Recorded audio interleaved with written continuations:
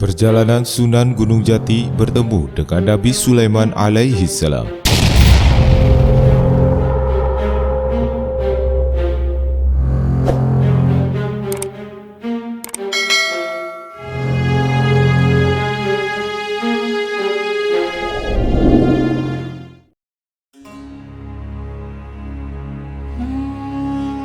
Di video sebelumnya diceritakan Syekh Syarif dalam perjalanannya bertemu dengan Sang Raja Naga Pertaka. Dalam pertemuan tersebut beliau menyembuhkan dan membebaskan Sang Naga dari sakit serta kutukan yang ia jalani, sehingga Syekh Syarif diberi pusaka mahkota oleh Sang Raja Naga Pertaka. Perjalanan mencari Kanjeng Nabi terus dilakukan oleh Syekh Syarif. Banyak tempat yang ia singgahi hingga ke berbagai negara. Dalam perjalanannya kemudian Syekh Syarif bertemu dengan seorang ulama yang bernama Syekh Nataula. Kemudian Syekh Syarif pun menceritakan asal-usul serta maksud dan tujuannya. Mendengarkan penjelasan Syekh Syarif yang hendak mencari Kanjeng Nabi, Syekh Nataula yang memiliki nama lain Syekh Kamarullah pun heran. Kemudian ia berkata, "Wahai Tuan, untuk apa Tuan mencari Kanjeng Nabi? Bukankah beliau itu sudah wafat? Itu mustahil meski Tuan mencari ke ujung dunia sekalipun, semua itu akan sia-sia." Namun Syekh Syarif tetap dalam keyakinannya. Ia bersikuku untuk terus mencari Kanjeng Nabi. Syekh Kamarullah yang melihat tekad kuat dari Syekh Syarif, ia pun akhirnya tidak bisa berbuat apa-apa. Namun ia hanya menyarankan kepada Syekh Syarif untuk terlebih dahulu berziarah kepada Nabi Sulaiman alaihi salam. Syekh Syarif pun mengikuti saran dari Syekh Kamarullah dan sekaligus diantar olehnya.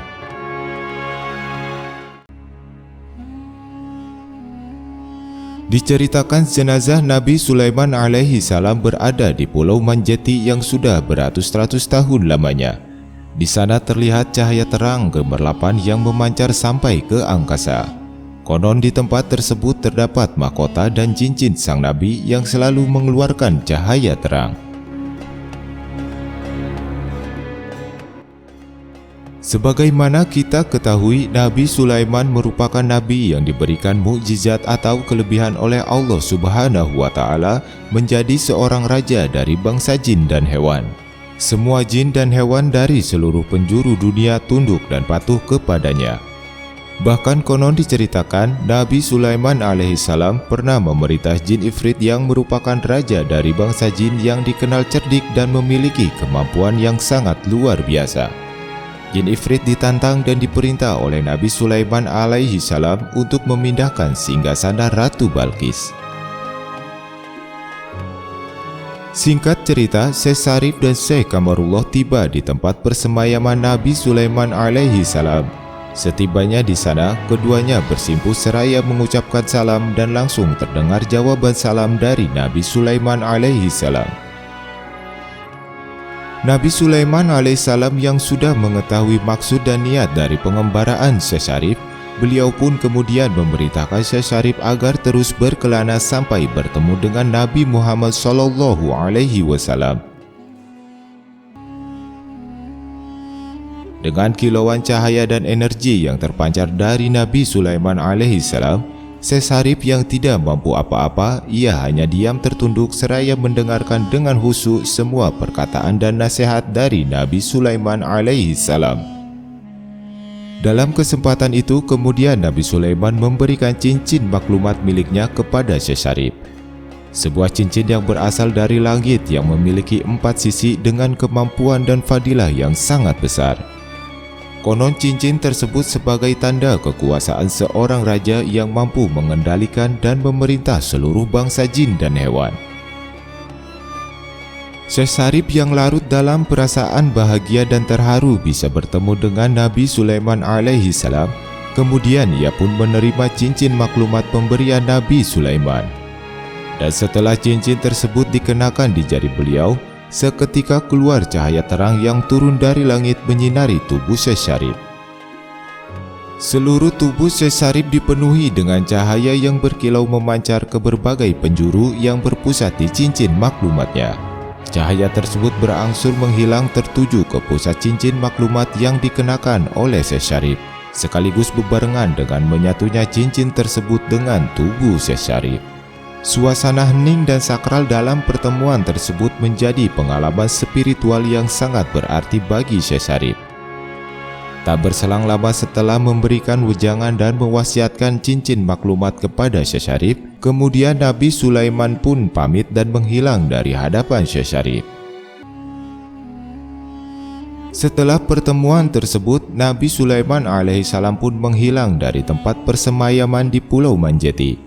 Konon diceritakan Nabi Sulaiman alaihissalam berada di tempat tersebut selama beratus-ratus tahun lamanya, semata-mata menunggu kedatangan seorang putra Mesir yang sedang mencari kesejatian ilmu Allah, yang kelak ia akan menegakkan perintah Allah dan ajaran Rasulnya.